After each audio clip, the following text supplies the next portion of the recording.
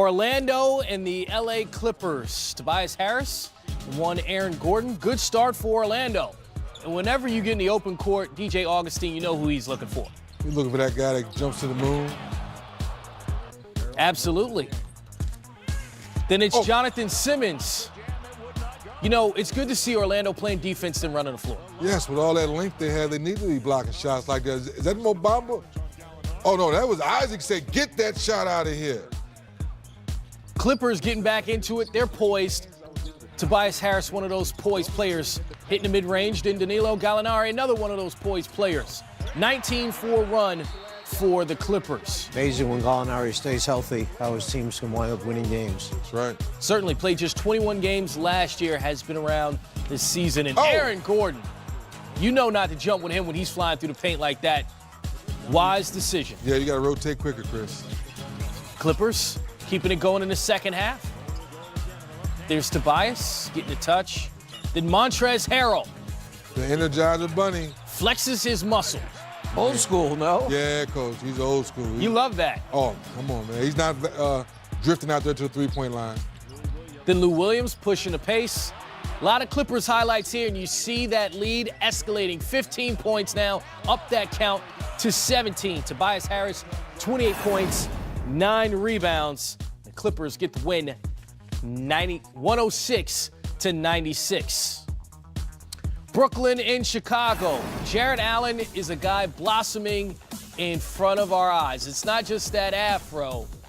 It's the offense and the defense. Well, there's the O. We call it Afro power. Blocking shots, dunking on people. Get that shot out of here, Afro power. He's earning that reputation on a defensive end. Listen to me, all the things that Rudy Gobert has done in the previous years to earn his name, he's starting to do the same thing now. And 19 points. He's only 20 years old. Just getting started, Coach. Yeah. He's just getting started. Speaking of which, D'Angelo Russell knocking it down, and Damari Carroll doing the same. 20 points The veteran. for Damari. The veteran still getting it done. Shabazz Napier in the fourth quarter. You know, that's a guy with a clutch pedigree. Yes, good call, Chris. 18 points for him, and we got ourselves a 15-point Brooklyn lead. D'Angelo Russell.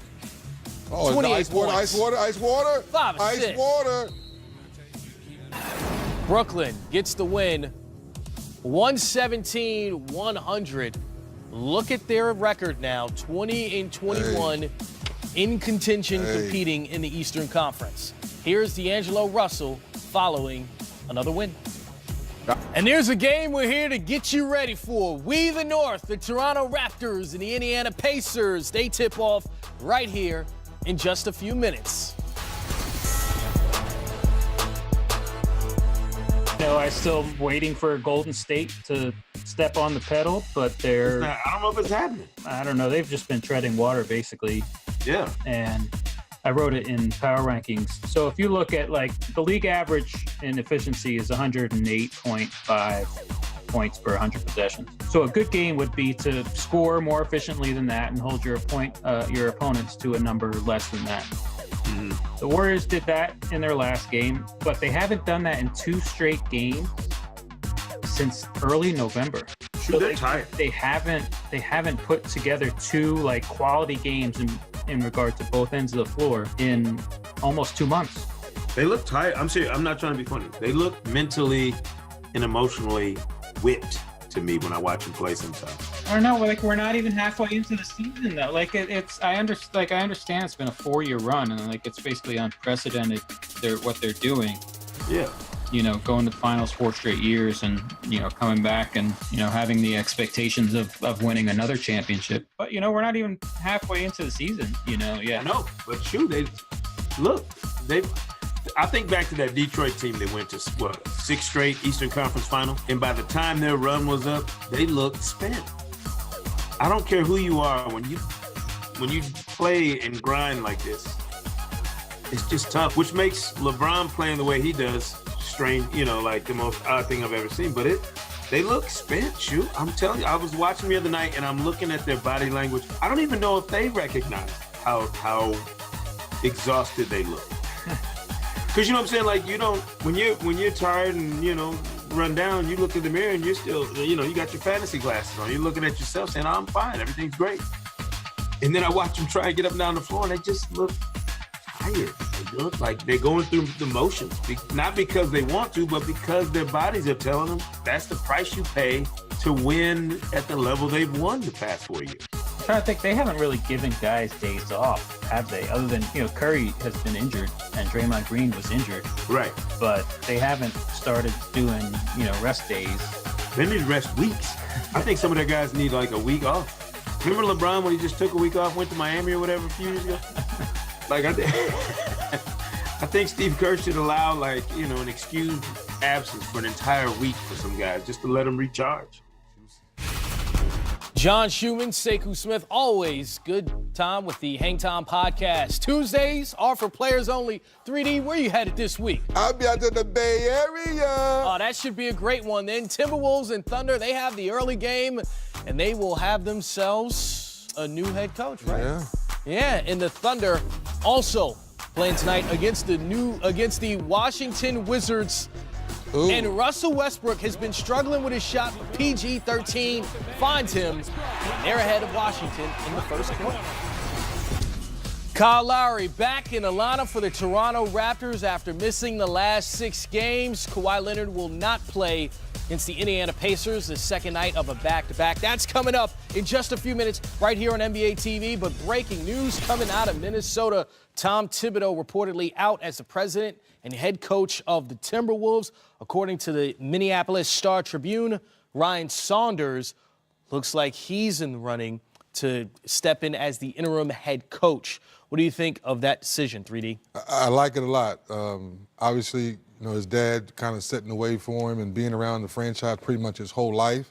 And I think Coach being young and understanding what Cat and Wig and this young team's about. Derrick Rose is having a phenomenal year, comeback year, so to speak. He's been a part of that movement, working out with him on days off. So the question for me, Coach, is what advice can he reach out to someone like yourself to help him with in-game coaching decisions, things of that nature? But being able to relate to the players, knowing the system, I think he's ready for it. First of all, we have to realize that they fired one of the top 5 coaches, in my opinion, in the NBA. Mm-hmm. Tom Thibodeau is a teacher. Mm-hmm. He's a game coach. He wins basketball games. So to make that decision, something was going on that we obviously don't know right now. The relationship with Saunders and the owner is the father connection. Flip Saunders was a very, very loyal person to the owner. Mm-hmm. And the owner, I think, always appreciated it, will never forget some of the things that Flip did for him along the way. I know this, Flip made him an awful lot of money at one point on one major decision that he had to make. And the owner, I don't ever think is going to forget that. Right. And as a result, he's seen his son pay the dues. He respects what the son has done, respects the son and father, and therefore he's given him a chance. Well, according to the Minneapolis Star-Tribune, their source on Ryan Saunders being who Glenn Taylor wants as the head coach long term. So he's hoping that he can earn that spot. But we also have reports from multiple sources that Fred Hoiberg is in consideration for either the GM or the head coaching spot. So we're hearing 2 names out there. It's interesting because Fred Hoiberg was in Chicago following Tom Thibodeau, now could possibly follow him in Minnesota. And they have Scott Layden still, I believe, yes, Scott Layden's still there. And Scott Layden gets along with everyone. Yes. Remember his pedigree, his background, coming out of that San Antonio program, a lot of people were after Scott Layden. So I think I hope Scott Layden's given a chance. If they bring Hoiberg in, can Layden and Hoiberg work together in the front office? Yeah. That'd be something to look at. Certainly a situation that is just now developing in Minnesota. But as we see this, you see Tom Thibodeau, like you say, a great coach in the league. Why make this move now, at this point in the season? Well, obviously, we don't know exactly what's going on behind closed doors. But to Coach's point earlier, the way our league is going, Cat has a direct line to the ownership. We know Wiggs just signed his new contract. Most of us around the NBA were saying to ourselves, what's taking this team so long to be further along when you look at Denver and other young teams who are winning and playing top-notch basketball? Lately, they're 5-3, they're playing good. Cat's playing out of his mind. Maybe they wanted to pull the trigger now, Coach, to get ready for maybe some more trades possibly before February. Certainly an interesting situation that we will keep you updated on as the night progresses. Just finding out about the story in the last couple of minutes. The Raptors and the Pacers going to play right here on NBA TV in the next couple of minutes. Victor Oladipo looking to lead Indiana to their 7th straight win. An Express halftime report is brought to you by American Express, the official card of the NBA. Giannis and the Bucks trying to make the Raptors fear the deer. Ahead 2-0 in this series this year. But it's just a 1-point game at the break. In the first game between these two teams this season, Giannis, Kawhi did not play. Second game, both kind of held under the wraps with Kawhi scoring 20, Giannis scoring 18. And in the first half tonight, Giannis with 18, Kawhi with 17. This is what we've been waiting for, these two star players scoring a lot and being effective. Well, this is definitely what you want. When you have two great players like this, you want to see them put their talents on display. You want it to be a game where both of them shine. And that's what we're getting in the first half. Giannis is playing well, Kawhi's playing well, and it's a treat. And it's one of those things you love to see. Here you have Greek Freak ISO'd one-on-one against Siakam. One-on-one, there's nothing really he can do. Siakam is long and athletic, but the Greek Freak has too much space, too much room down here. Then you see right here, getting out in transition, running, taking his time, and you know he's going to finish strong and finish right at the rim. And now he's showing the diversity in this game because now he's leading the fast break. He sees the lane, attacks that rim. So what I like about these highlights is we're seeing Giannis all over the court doing different things. Right here, this is just a grown man rebound, bully ball right after the dunk, bouncing up. And now you see him initiating the screen, goes straight to the left, gets back to that right hand. Giannis can do it all. He can finish on the break, he can lead the break, he can rebound. And the best thing about him is when he sees an area and he sees space, he attacks it immediately. And those clips are a really good example of it, but Giannis is the one who's benefiting the most. It's been an assault at the rim for Milwaukee in this first half. 28 points in the paint. They're getting right to the cup. That offensive rebound and putback, there's nobody in the lane 6'10 or bigger. They've taken advantage of the fact that Toronto is playing smaller in the absence of Jonas a little bit here. When you look at the rebounding numbers, Giannis is out-rebounding Toronto's front line 9-7. Is that something we overlook with his game because we're always talking about the three-point shot or whether or not he's scoring in the paint? But rebounding, at times, he's been dominant. This seems like one of those games with 9 rebounds in the first half. Yeah, he can be dominant as a rebounder. He's also dominant as a playmaker. I mean, it's what makes him so special. He can literally, every time he steps on the floor, offer the potential for a triple-double, and you can feed off of him if he's not scoring. And one of the big reasons for it is because he's got the ability to grab those rebounds we saw in traffic. He rebounds out of his area. He's not a guy who's a space rebounder. He's just going to be bigger than you, longer than you, and go get one. And that is a great part of his aspect of his game is because we talk about a lot of guys that are two-way players. He's a three-way player. He can score the basketball, he can defend, and then he can be a monster on the glass. He averages 13 rebounds a game. There's a lot of centers in this league playing 30 minutes or more that don't get that many rebounds. So it just tells you how diverse his game is, how many different ways he can help you win. And that's what winning is all about when we start talking about positionless basketball. When you have a guy that you can say, hey, he might can get you 40 or 50 on a given night, but if he's not scoring, he can help you defensively. Oh, and if he's not doing it defensively, he might get you 17, 18, 20 rebounds. That's what you're looking for in a star player.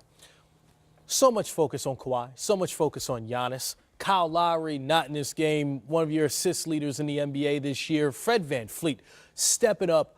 Great for the Raptors in the first half, but we saw him down towards the end of the half with an injury. 3 for 3 from outside. If he's not back in the second half or is not fully effective, what do the Raptors do? Well, they'll probably lean on DeLon Wright, and DeLon Wright's a fine young player in this league, but that's a step down from VanVleet, who I think is probably the best backup point guard in this league, and DeLon is not a natural point guard.